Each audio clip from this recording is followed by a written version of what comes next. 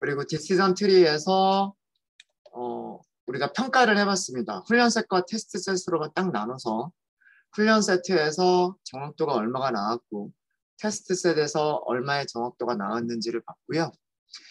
디시전 트리의 큰 단점 중에 하나인데 뭐냐면 디시전 트리는 트리를 무한히 늘릴 수가 있게 되고요. 그렇게 되면 정말 훈련 셋에서는 거의 100% 가까운 정확도를 보이게끔 얼마든지 만들 수가 있어요. 하지만 그렇다고 해서 테스트 셋의 정확도가 좋아지는 것은 아닙니다. 어느 한계 이상 또 올라가지 않는 그런 경우가 있어요. 그럼 언제 그거를 멈춰야 되겠느냐 뭐 이런 것도 저희가 해봐야 됩니다. 그래서 디시전 트리의 커다란 단점 중에 하나인 그 오버피팅 되기 쉽다라고 하는 것을 해결하기 위해서 여러 가지 규제를 적용하면 된다라고 말씀을 드렸죠. 이 규제라고 하는 게 어디서 적용을 하는 거냐면 디시전 트리 클래스를 생성할 때 그걸 할 수가 있습니다. 디시전 트리를 생성할 때 이런 것들이 전부 다 규제 파라미터예요. 맥스 뎁스, 맥스 피처, 맥스 리프 노드, 민 임퓨리티 디크리스 등등등 이런 것들이 우리가 설정할 수 있는 값들이에요. 이 중에서 제가 중요한 것들만 몇 가지를 좀 정리를 좀 해드릴게요. 자, 여기다가 추가를 하도록 하겠습니다. 여기다가 디시전 트리의 규제 하이퍼 파라미터.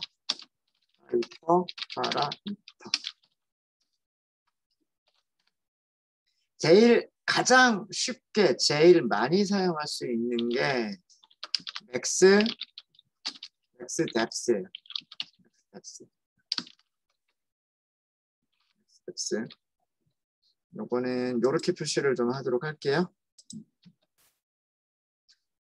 이 규제 하이퍼 파라미터는 생성자 호출할 때 설정하는 겁니다. 생성자를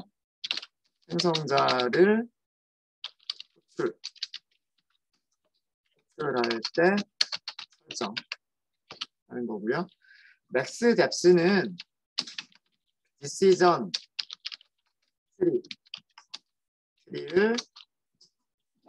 트리의 최대 깊이. 뎁스를 몇 개까지 할 거냐. 그러니까 말 그대로 그냥 알 수 있죠. 뎁스를 몇 개까지 할 거냐.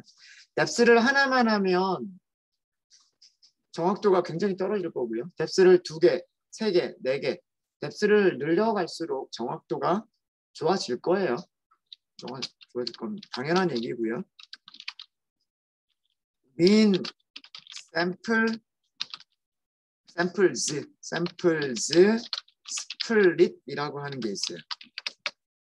파라미터 중에서 디시전 트리 클래시파이어 생성자의 그 파라미터 중에서 민 샘플즈 스플릿이라고 하는 게 있는데 이게 뭐냐면 그러니까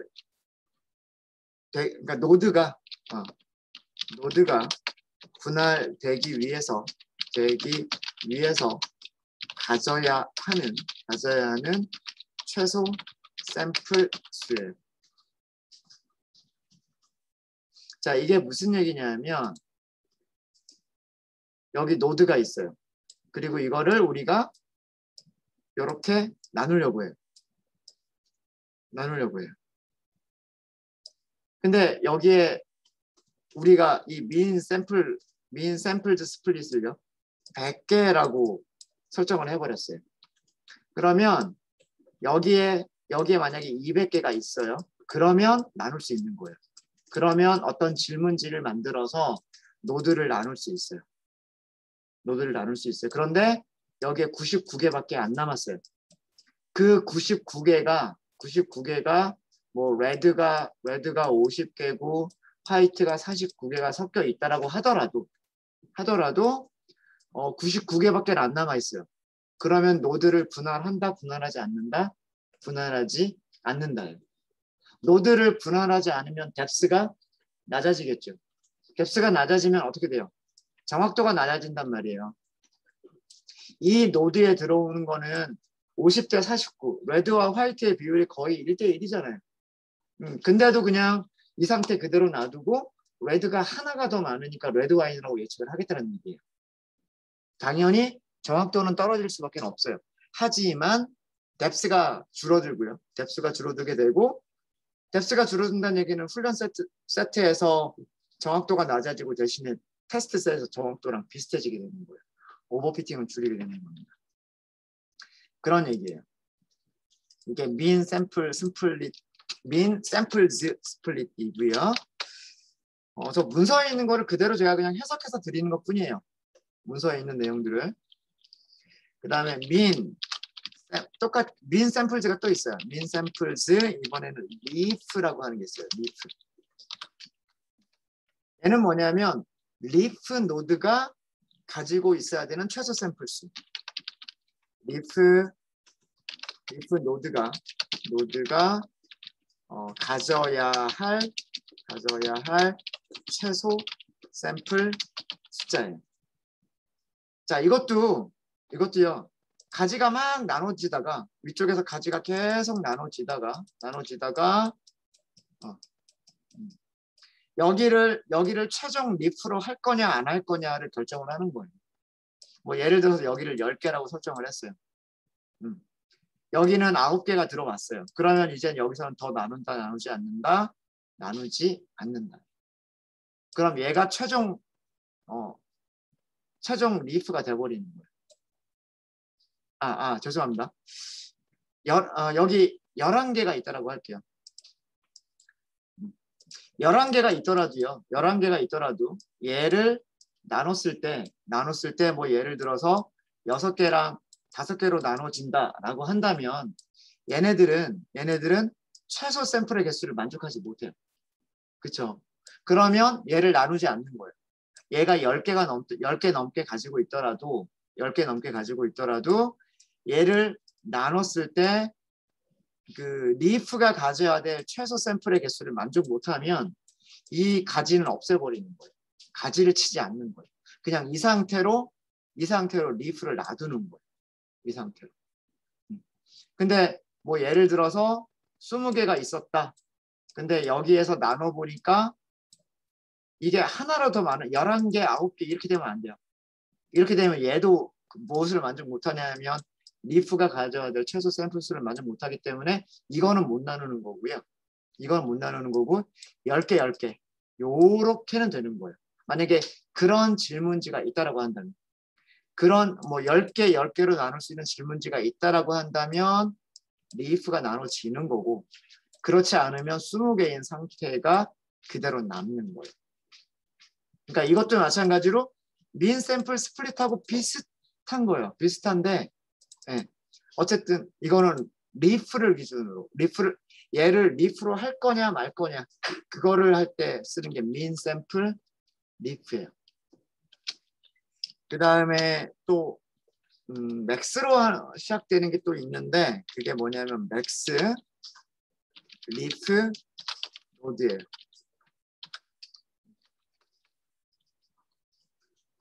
이거는 말 그대로요. 리프 노드의 최대 값이에요. 그러니까 리프를 몇 개까지만 리프를 만들 거냐. 이것도 뎁스에 관련이 있죠. 리프를 10개까지만 만들겠다. 아니면 리프를 100개까지 만들겠다. 리프를 100개까지 만들려면 뎁스가 깊어져야 돼요. 리프를 10개만 만들겠다 그러면 뎁스가 몇 개 없어도 돼요.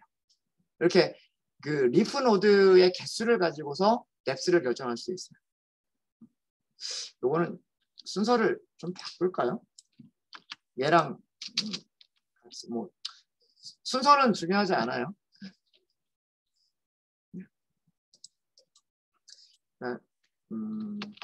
그다음에 그래서 아마 맥스 뎁스를 제일 많이 사용하는 것 같아요. 맥스 뎁스를 제일 많이 사용하고요. 그 다음에 제 생각에는 두 번째로 많이 사용하는 건 아까 제가 두 번째로 썼던 이 녀석. 요 두 개를 보통 제일 많이 사용해요.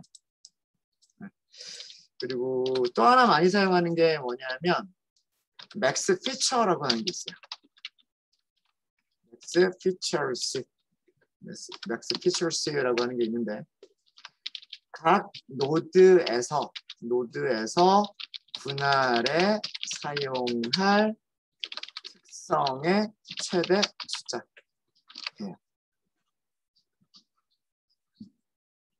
자, 이게 뭐냐면 여기 노드가 있어요. 여기서 여러 가지 가능성을 테스트를 해보겠죠. 우리 같으면 지금 우리가 특성이 몇 개가 있냐면 알코올 도수가 있고 당도, 슈거가 있고 그 다음에 pH 세 가지가 있어요. 그러면 이 노드에서 가지를 치기 위해서 알코올 가지고 시도를 해보고 그 다음에 뭐 슈거 가지고 시도를 해보고 pH 가지고 시도를 해보는 거예요. 그래서 세 가지를 가지고 시도를 해보면서 뭐가 제일 작은? 진위 개수가 차이가 제일 심하게끔 그렇게 나누는 거란 말이에요. 그렇죠? 근데 만약에 우리가 이거를 제한을 둬버리는 거예요. 특성은 세 개가 있는데 특성 두 개만 가지고 해라. 노드를 나눌 때 그러니까 두 개의 진위 개수 차이를 계산해 보겠죠.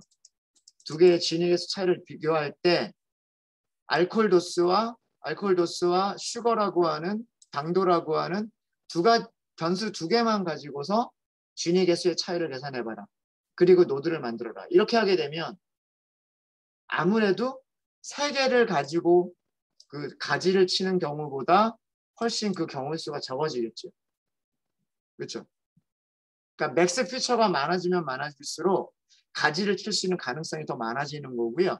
맥스 피처의 개수가 작아질수록 가지를 칠 수 있는 가능성들이 작아지는 거예요.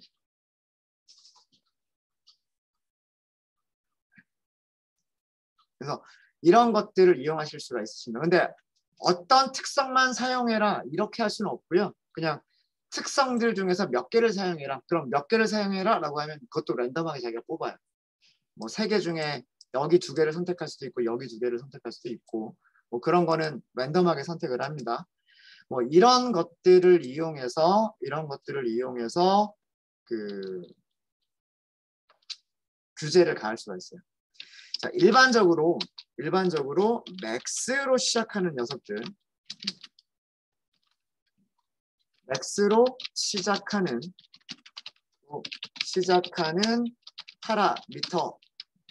파라미터의 값을 증가시키면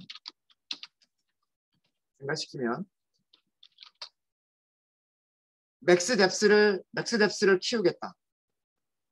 이거는 점점 더 많은 노드를 만들겠다는 얘기죠. 맥스 리프의 개수를 더 많이 만들겠다. 트리를 더 키우겠다는 얘기죠. 이거는 규제를 감소시키는 거예요. 규제를 감소시키는 거고요. 이 맥스로 시작하는 거는 값을 줄여야 규제를 주는 거고 오버피팅을 줄여주는 거예요. 규제가 감소가 되는 거고요. 이 값을 감소시키면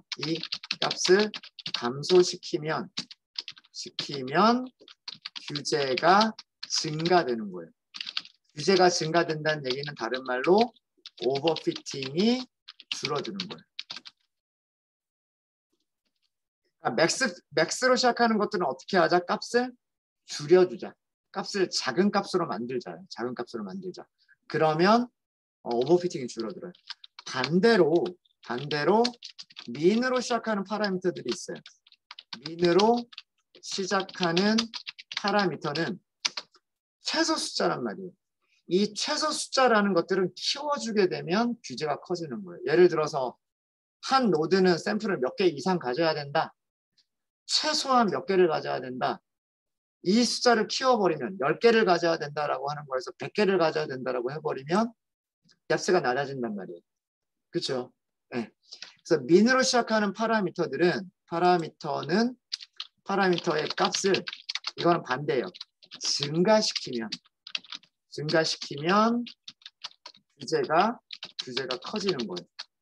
규제가 커진다는 얘기는 이때 오버피팅이 줄어드는 거예요. 어떻게 설정하셔야 되는 건지 아시겠죠? 네. 여기에 이런 것들이 있는데 맥스로 시작하는 것들은 값을 감소시켜라.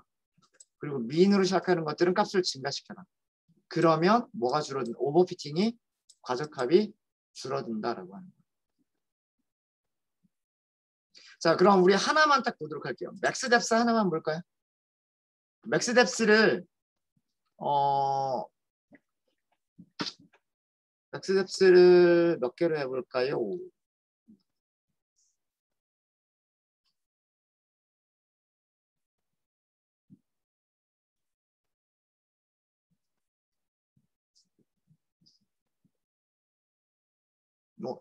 맥스 뎁스는 좀 나중에 하고요. 이걸로 해볼게요. 민 샘플 스플릿을 먼저 한번 좀 해볼게요. 민 샘플 스플릿. 이걸 했을 때 어떤 그림이 나오는지 보고 얼마나 줄어드는지를 보도록 하겠습니다. 트레인셋과 테스트셋은 그대로 사용을 할게요. 일단은 그대로 사용을 하고 디시전 트리 클래시파이어를 두 번째 클래시파이어를 한번 만들어 볼게요. 디시전 트리 클래시파이어 이렇게 만들고요. 크라이테리어는 그냥 그대로 사용을 할게요. 그대로 사용을 하고 mean sample samples split인데 mean samples split이고요. 여기가 두 개라고 되어 있어요. 두 개. 그러니까 가지를 나누기 위해서 샘플이 두 개 이상의 샘플만 있으면 가지를 나누겠다라고 하는 거예요. 나누겠다. 여기를요, 비율로도 쓸 수가 있을 거예요. 문서를 조금만 볼게요. mean sampled split이라고 쓸 수가 있고, 정수나 실수를 쓴대요. 정수나 실수를 쓸 수가 있는데 기본값은 두 개. 그러니까 노드에 샘플이 두 개만 있으면 나눌 수 있다. 그런 의미인데요. 플롯을 쓰게 되면은요, 비율이래요. 비율.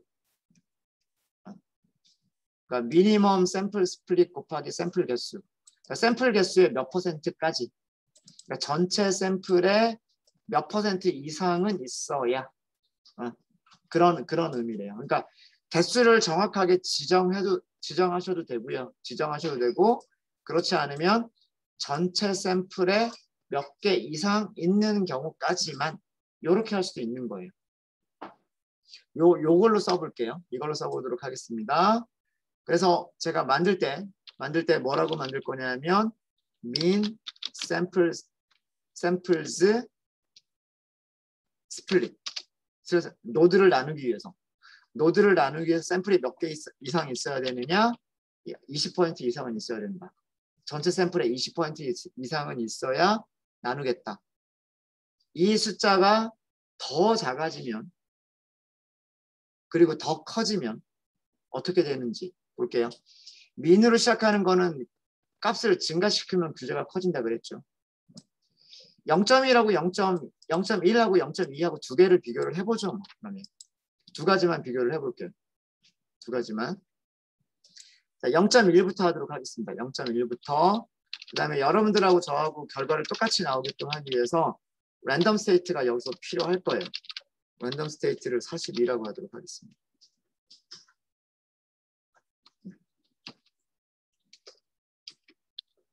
이거는 전체 샘플의 10% 이상. 이런 의미예요. 0.1이라고 하는 거는 노드를 나누기 위해서 필요한 최소 샘플의 개수가 전체 샘플의 10% 이상 가지고 있어야 된다. 그런 의미입니다. 자, 이렇게 해서 만들어 주시고요. 셀 하나에서 그냥 바로 할게요. 트리 클래시파이어 2번을 훈련을 시켜요. X 트레인과 Y 트레인을 가지고서 훈련을 시켜요. 단계를 설명을 드릴게요. 모델을 생성을 했고요. 모델을 훈련을 했어요. 모델 훈련을 했고 그러면 훈련셋 점수가 있겠죠. 훈련셋 점수를 계산할 수가 있어요. 제가 이제까지 한 번도 말씀드리진 않았는데 사실 예측값 없어도 가능하긴 해요. 그게 뭐냐면 모든 클래시파이어는요 뭘 가지고 있냐면 스코어라고 하는 함수를 가지고 있어요. 얘가 점수예요.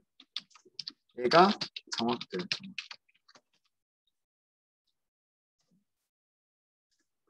이거를 사용할 수가 있습니다. 그래서 하실 때는 X트레인 하고요. Y트레인을 주시면 돼요. 그러면 얘가 하는 일은 뭐냐면 스코어라고 하는 함수가 뭐냐면 특성들을 가지고서 예측값을 계산하고 계산된 예측값과 실제값을 비교를 해서 정확도까지를 계산을 해요. 얘가 X 트레인의 예측값을 계산 후 실제값 Y 트레인과 비교해서 정확도를 계산해주는 함수가 스코어라고 하는 함수예요. 그래서 출력을 바로 할게요. 그래서 프린트 하고서 바로 프린트를 할게요. 우리가 결과만 확인해 보기 위해서 그래서 트레인 정확도 이렇게 해서 출력하고요. 그러면 테스트 셋 정확도도 계산할 수 있어요. 테스트 셋 점수 정확도도 계산할 수 있어요. 여러분들이 아규먼트 전달하실 때 이거 주의하셔야 되는데요. 아규먼트 전달하실 때 위쪽에서 사용했었던 것 좀 볼게요.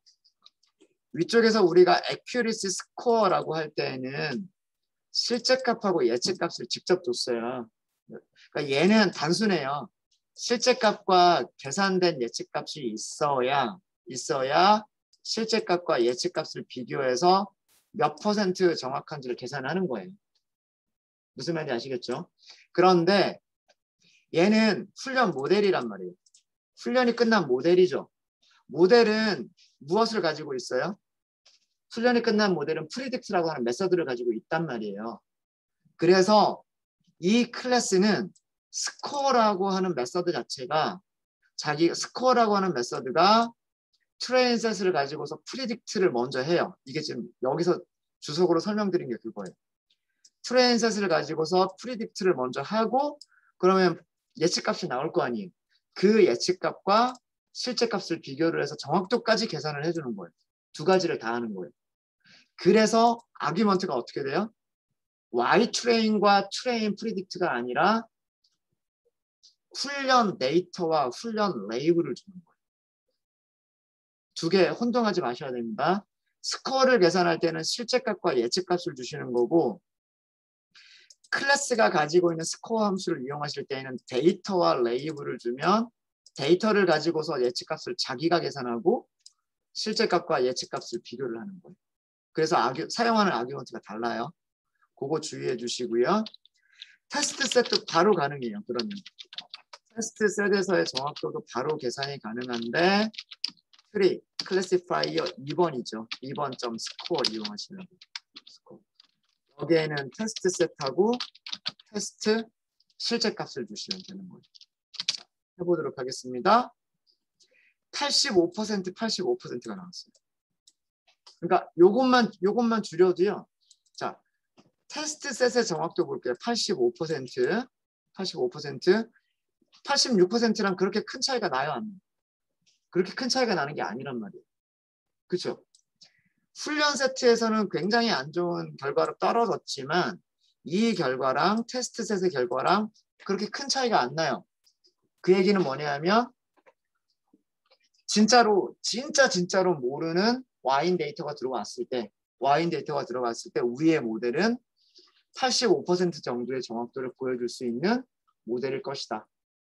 그렇게 예측 가능한 거예요. 아까는 그 전 모델은 훈련 세트가 99%였지만 모르는 데이터를 가지고 측정을 해보니 86%밖에 안 나왔으니까 진짜 모르는 데이터를 가지고 오면 86%이거나 그거보다 안 좋거나 그렇게 예측이 가능한 거예요. 근데 여기서는 비슷해졌죠. 오버피팅이 줄어든 거예요. 오버피팅. 무슨 얘기인지 아시겠습니까? 자, 그러면 민으로 시작하는 거는 파라미터를 증가시키면 오버피팅이 더 줄어든다라고 그랬죠. 그렇죠? 만약에 이거를 이거 하기 전에 그래프 한번 그려볼까요? 훈련이 끝났기 때문에 그래프 그릴 수 있을 거예요. 일단 크기를 좀 많이 키울게요. plt.figure라고 하시고요. figure라고 하시고 fig 사이즈를 20하고 16으로 할게요. 아마 그래프가 좀 많이 커질 거예요. 이렇게 하면 이렇게 하고 플롯 트리 이렇게 하시면 되고요. 여기에다가는 이제 트리 클래시파이어 2번을 넣어주시면 되고요. 그냥 뒤쪽은 다 그냥 그대로 놔둘게요. 맥스 뎁스가 몇 개까지 나오는지도 한번 볼게요. 그 다음에 피처 네임스는 우리가 이것도 이름 그대로 썼어요. 그 다음에 클래스 네임스는 타겟 네임즈라고 썼었어요. 그 다음에 필드 수로 이 정도만 하시면 그래프가 적당하게 보일 거예요. 꽤나 많군요. 예, 이 정도의 노드가 생기는 거예요. 이 정도의 노드. 그래도 볼만하죠.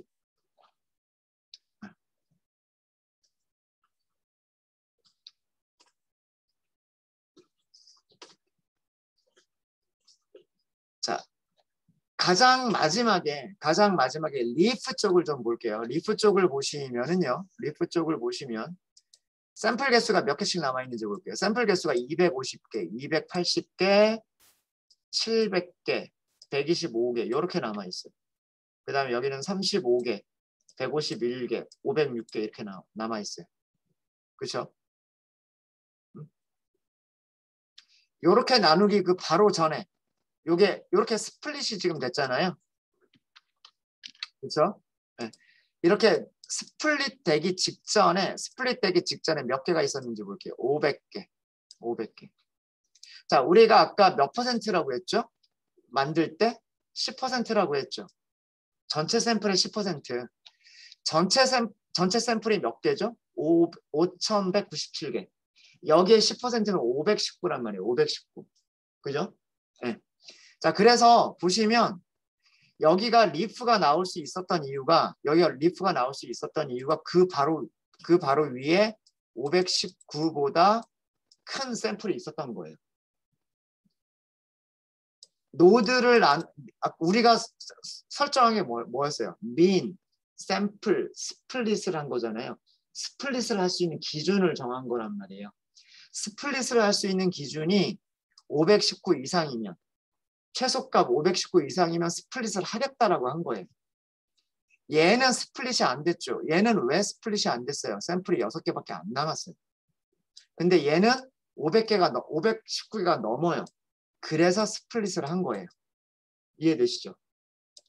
여기 있는 샘플들을 보세요. 여기 있는 샘플들을 보면 300개예요. 그렇죠? 이 300개가 넘는 것들은 섞여 있어요. 레드 와인과 화이트 와인이 막 섞여 있어요. 그래도 더 이상 안 나누는 거예요. 왜? 우리가 그걸 지정을 해버렸기 때문에. 나누는 기준은 몇 개 이상이어야 된다? 519개 이상이어야 된다. 라고 했기 때문에. 얘가 나눠질 수 있었던 거는 그 위에 샘플이 800개가 있었기 때문에 나눠질 수가 있었던 거예요. 근데 여기는 샘플이 35개밖에 없어요. 그러니까 나누지를 않는 거예요. 여기는 151개, 여기는 506개. 500개나 있지만 더 이상 나누지 않는 거예요. 519보다 작으니까. 자, 근데 결과들을 보세요. 결과들을 보시면은요. 506개 중에 499개가 화이트예요. 레드는 7개밖에 없어요. 그렇죠? 그러니까 정말 모르는 데이터가 여기 노드까지 들어왔다고 하더라도요. 레드가 들어올 확률은 많지 않을 거라는 얘기예요. 그러니까 우리가 훈련 세트에서 어느 정도의 정확도를 포기를 해버리면 그 훈련 세트에서 정확도가 나중에 정말 모르는 데이터의 정확도랑 비슷해지지 않겠느냐 라고 하는 개념인 거예요. 민 샘플 스플릿 이해되십니까? 민 샘플 스플릿. 노드를 나누기 위한 기준이에요. 노드를 나누기 위한 기준. 되셨죠? 자, 그럼 아까 제가 뭐라 그랬어요? 민으로 시작하는 것들은 값을 증가시키면 규제가 더 커진다라고 했죠. 자, 요거 그대로 복사할게요. 그대로 복사를 하시고요. 복사를 하시고 코드가 달라질 게 없기 때문에 여기만 바꿀게요. 숫자 클래시파이어 3번. 그리고 여기 0.2. 전체 샘플의 20% 이상. 자, 이 얘기는 5,000개 중에서 10%니까 1,000개 정도가 나와요. 20%니까 1,000개 정도가 남아야 돼요. 리프가 확 줄어들 거예요. 그죠? 네. 그렇게 한 거고, 그러면 여기를 3번을 피팅을 시켜야 되는 거고요. 스코어도 3번으로 해야 되는 거고, 스코어 3번으로 하셔야 되는 거예요. 됐죠? 실행하시면 볼게요. 어때요? 물론 정확도가 줄어들어요. 왜? 트리가 작아지기 때문에 정확도는 낮아질 수밖에 없어요. 근데 그 차이를 보세요. 845, 840, 0.005밖에 차이가 안 난답니다. 그렇죠? 아까 위쪽에서는 859, 852, 0.007 정도가 차이가 났죠. 살짝 더 좋아졌어요. 그러니까 오버피팅은 살짝 더 좋아져요. 우리가 정확도를 포기하는 순간 오버피팅이 줄어들게 되는 거예요. 오버피팅. 자, 트리가 어떻게 만들어졌는지 볼까요? 자, 이것도요. 위에 코드 그대로 복사 좀 할게요. 위에 코드 그대로 복사 좀 하시고 아래쪽에서 여기만 3번으로 바꾸시면 돼요. 여기만. 그렇게 해서 그래프 그리시면은요. 어때요? 훨씬 줄어들었죠. 노드가 지금 뎁스가 몇 개까지로 줄었나요? 뎁스가 하나, 둘, 셋, 넷, 5개. 뎁스가 5개밖에 없어요. 그렇죠? 저는 그래프 그리니까 뎁스가 5개인 것 같아요.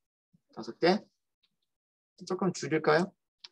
16이랑 12. 노드, 뎁스가 작으니까. 네. 하나, 둘, 셋, 넷. 그러니까 여기서부터죠. 네. 하나, 둘, 셋, 넷, 5개. 뎁스가 5개밖에 없어요. 자, 위쪽이랑 비교해보면 위쪽은 뎁스가 하나, 둘, 셋, 넷, 5, 6, 7개. 7개의 뎁스가 있었던 트리였고요. 위쪽에서는. 아래쪽에서는 5개의 뎁스가 있는 트리였었어요. 더 간단함에도 불구하고 트리가 더 작아졌고 더 간단함에도 불구하고 85%, 84% 차이가 별로 없어요. 그렇죠? 그러니까 트리라고 하는 것은 트리를 무한히 키울 필요가 없겠다라고 합니다. 정확도가 더 이상 좋아지지도 않을 뿐더러 정확도가 더 이상 그러니까 테스트 셋에서 훈련 셋에서는 얼마든지 그 정확도를 높게 만들 수가 있지만 그건 중요한 게 아니고 우리가 모르는 데이터에서 얼마나 잘 맞추느냐가 좋은 건데 테스트 셋에서는 어느 한계 이상 못 늘리고 있단 말이에요. 그럼 어디에서 멈출 거냐? 바로 이런 것들을 보면서 어디에서 멈출 건지를 우리가 결정을 하는 거예요. 그러려면 테스트를 해봐야 돼요. 예를 들어서 맥스 뎁스 하나만 놓고 보면 뎁스를 1, 2, 3, 4, 5, 6, 7, 8 이렇게 하면서 반복문 돌리는 거예요. 반복문 돌리면서 훈련 셋 정확도, 테스트 셋 정확도 계산하는 거죠. 어디서 오버피팅이 크냐? 오버피팅이 가장 적은 곳이 어디냐? 여기에서 그 맥스 뎁스를 딱 결정을 하는 거예요. 마찬가지로 맥스 뎁스만이 아니라 우리가 여기서 사용했었던 민 샘플 스플릿 가지를 나누기 위해서는 몇 개 이상 필요하냐? 지금 가지 나눈 거 볼게요. 리프를 기준으로 해서 가지가 나눠진 그 위쪽을 보세요. 몇 개가 있는지. 얘는 1,100개가 있기 때문에 가지가 나눠진 거예요. 그 옆에 있는 녀석은 700개가 있어요. 그래서 가지를 나누지 않은 거예요. 무슨 얘기인지 아시겠죠?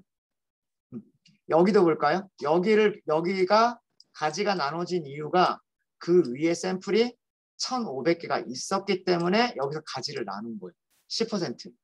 전체 샘플의 20%. 전체 샘플의 20%. 근데 여기는 133개밖에 없어요. 그래서 가지를 나누지 않아요. 그런 의미예요. 여기도 가지를 나누지 않은 이유가 샘플이 하나밖에 없었기 때문에. 그래서 가지를 어떻게 나눌 거냐? 그게 샘플 개수 가지고 계산을 할 수가 있다라고 하는 거예요.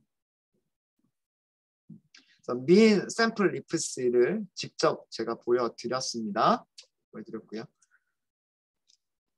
자, 어떻게 우리가 이 파라미터들을 조절해 나가야 되는지 아시겠죠? 자, 근데 중요한 거는 뭐냐면, 자, 이렇게 하실 때 테스트 셋이 계속 사용이 돼요. 무슨 얘기냐면, 민 샘플 스플릿이 0.2일 때 오버피팅인지 아닌지 검사하기 위해서. 그리고 민 샘플 스플릿이 뭐 0.1일 때 오버피팅인지 아닌지 검사하기 위해서 테스트 셋을 계속 사용하고 있단 말이에요. 근데 원래 테스트 셋의 목적은 모든 훈련이 끝나고 모든 파라미터에 대한 그 파라미터 설정을 다 옵티마이즈, 최적화를 한 다음에 그 최적화가 끝난 모델에서 그 정확도가 얼마나 될 것인지를 예측해 보기 위해서. 그러니까 정답이 진짜로 알려지지 않은 그런 데이터에 대해서 정확도가 얼마나 될까라고 하는 걸 예측하기 위한 용도로만 딱 한 번만 사용을 하셔야 됩니다. 그러면 어떤 테크닉을 써야 되냐 하면 하이퍼 파라미터를 튜닝하실 때, 자, 지금부터는 하이퍼 파라미터 튜닝입니다.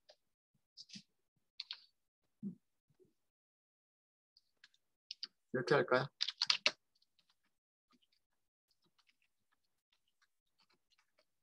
하이퍼 파라미터를 튜닝하실 때는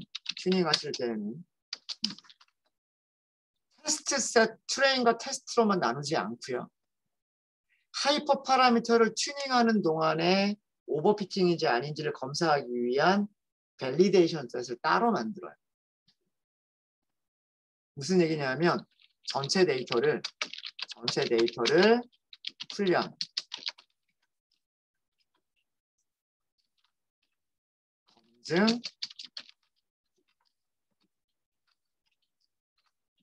테스트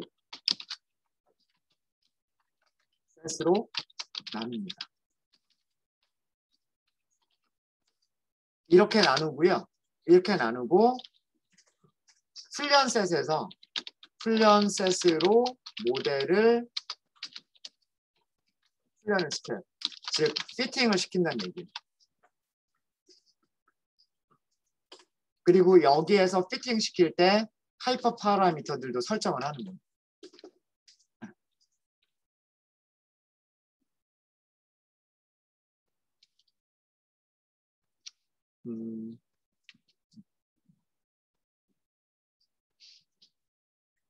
이렇게 할게요. 하이퍼 파라미터를 하이퍼 파라미터를 변화시키면서 훈련 셋으로 모델을 훈련을 시킵니다. 그리고 그 결과를 검증 셋으로 테스트를 합니다. 하이퍼 파라미터의 하이퍼 파라미터 설정 결과를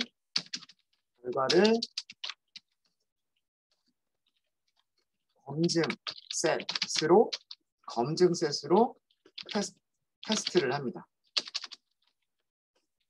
그래서 하이퍼 뭐 예를 들어서 아까처럼 노드를 나누기 위한 샘플의 최소 개수가 몇 개냐, 0.1이냐, 0.2냐 이렇게 설정을 하면서 검증하는 것을 정확도가 몇 %냐 이렇게 검증하는 것을 테스트 셋을 이용하는 게 아니라 검증 셋을 이용을 하는 거예요. 그래서 검증 셋에서 점수가 가장 좋은 모델, 즉 하이퍼 파라미터를 선택을 합니다. 그럼 테스트 셋은 언제 선택하느냐, 언제 사용하느냐, 이 가장 마지막에 선택된 하이퍼 파라미터 튜닝이 끝난 모델, 여기서 선택을 했죠. 여기에서 튜닝이 끝난 모델의 일반화 성능을 예측하기 위한 용도로만 딴 데는 사용하면 안 돼. 용도로만 테스트 셋을 사용을 하시는 거예요. 그러니까 테스트 셋은 정말 모든 훈련과 튜닝과 이런 모든 과정이 끝난 다음에 자 이제 우리가 이걸 선택했어. 이런 모델로 우리가 인공지능 알고리즘 프로그램을 딱 시중에 내놓게 되면 정확도가 80%는 나올 거야. 이렇게 발표를 해야 되잖아요. 그렇죠? 그 발표하기 위한 용도로 무엇을 사용한다? 테스트 셋을 사용한다라고 하는 거예요. 근데 만약에 검증셋 가지고 이 테스트 셋 없이 훈련 요거 두 개만 가지고서 여기서 제일 좋은 모델 하고서 그다음에 여기 있는 점수 가지고서 이거 하면은요. 어떻게 되냐면 검증셋이 무엇을 알게 되냐면 하이퍼 파라미터에 대한 정보를 좀 알게 돼요. 그런 효과가 생기게 돼요. 그러니까 노출이 되는 거예요. 검증셋 입장에서는 검증을 하는 과정에서 실제 데이터들이 가지고 있던 값들이 노출이 되게 되는 거예요. 그러면 이 검증셋에서의 점수는 실제 모델에서의 점수보다 좋을 수밖에 없어요. 그렇기 때문에 그 모델에 대한 발표를 하기 위해서 우리 모델은 이런 정도의 정확도가 나올 겁니다. 라고 최종적으로 발표하기 위해서 그 한 번만 사용하는 게 테스트 셋입니다. 그래서 train, validation, test 이런 과정을 거치셔야 됩니다. 이런 과정을. 나누는 거는 어렵지 않아요. 나누는 거는 전체 셋을요. 일단 트레인과 테스트로 나눠요. 그 다음에 트레인을 다시 트레인 테스트 스플릿을 하는 거예요. 그렇게만 하면 돼요. 자, 그럼 요 첫 번째 단계까지만 저희가 하고요. 첫 번째 단계까지만 하고 실제로 튜닝하는 과정은 이따가 보여드릴게요. 그럼 다시 저희가 나눠볼게요. 첫 번째 단계는 전체 데이터를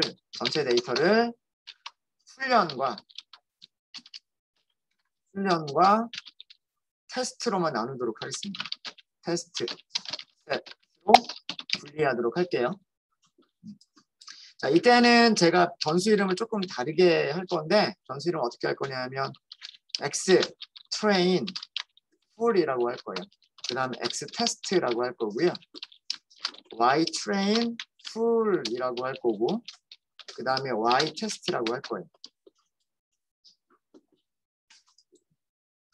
자, 이거는 어떻게 나오시면 되냐면 똑같아요. 우리 했었던 게 있죠. train test split. x하고 y 나눠라. x하고 y를 나눠라 이렇게 하면 돼요. 그 다음에 stratified를 해야죠. stratify y에 대해서 나누시면 돼요. random state 넣을게요. random state.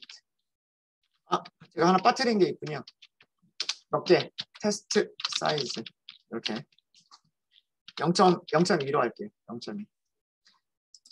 그래서 전체 세트 x를 x train full과 x test로 전체 타겟 y를 y train full과 y test로 나누는데 테스트의 비율이 0.2. 그럼 나머지 0.8이 train full, y train full이에요. 그 다음에 비율은 레드 와인과 화이트 와인의 비율은 타겟의 비율을 그대로 유지를 해요. 자, 요렇게 나누고요. 이제 그 다음에 훈련 셋을 다시 훈련과 검증 셋으로 분리하시면 되는 거예요. 이제 여기가 이제 진짜 train과 x validation. 그다음에 y train, y validation이 되는 거죠. 똑같아요. y train test split 하시면 되는 거고요. x 대신에 뭘 쓰는 거예요? x train full을 쓰는 거예요. 얘를 나누면 되는 거잖아요. 이 녀석을 다시 train과 validation으로 나누면 되는 거죠. 마찬가지로 이 녀석을 train과 validation으로 나누시면 되는 거랍니다.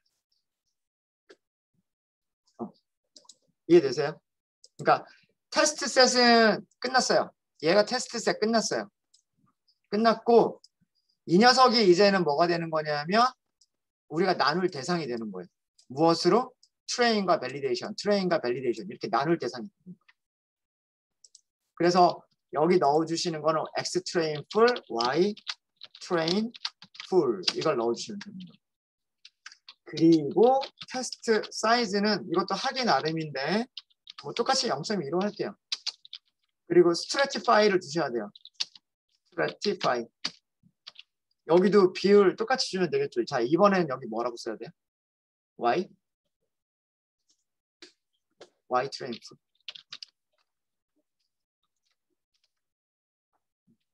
근데 사실 뭐 Y라고 쓰나 Y 트레인 풀이라고 쓰나 큰 차이는 없을 거예요. 왜 그러냐 하면 Y의 비율대로 Y 트레인 풀이 만들어졌기 때문에 그 다음에 여기 안에서도 그 비율은 Y 트레인 풀 안에서도 그 레드와 화이트의 비율은 Y의 트레인과 레드와 화이트의 비율하고 비슷할 거란 말이에요, 사실. 그래서 Y라고 쓰나 Y 트레인 풀이라고 쓰나 큰 차이는 없어요. 뭐 끝에 소수점 몇 자리 정도밖에는 차이가 없을 거예요. 큰 차이는 없을 겁니다. 근데 뭐 랜덤 스테이트. 자, 이렇게 하면 이제 전체가 다 나눠진 거예요. 개수만 볼까요? X train 점 shape X validation 점 shape X test 점 shape 이렇게 보시면 전체 한 몇 개 있었죠? 뭐 아무튼 4,100개, 1,000개, 1,300개 이렇게 나눠진 거예요. 처음에 20% 꺼내니까 1,300개가 먼저 떨어져 나간 거고요. 그 다음에 5,000개 정도를 다시 4,000개와 1,000개 정도로 나눈 거예요. 그래서 요 4,000개와 1,000개를 가지고서 하이퍼 파라미터를 계속 튜닝해 가면서 이 1,000개에서 제일 좋은 점수가 누구냐? 그걸 하겠다는 얘기예요. 그리고 최종적으로 얘 1,300개를 가지고서 한번 예측을 한번 해보겠다라는 얘기예요. 어렵지 않으시죠? 트레인, 밸리데이션, 테스트 나누는 거 그렇게 어렵지 않습니다. 트레인, 테스트, 스플릿 2번만 하시면 돼요. 2번. 네, 여기까지 하고요. 저희 10분 정도 쉬었다가 40분에 시작하도록 하겠습니다.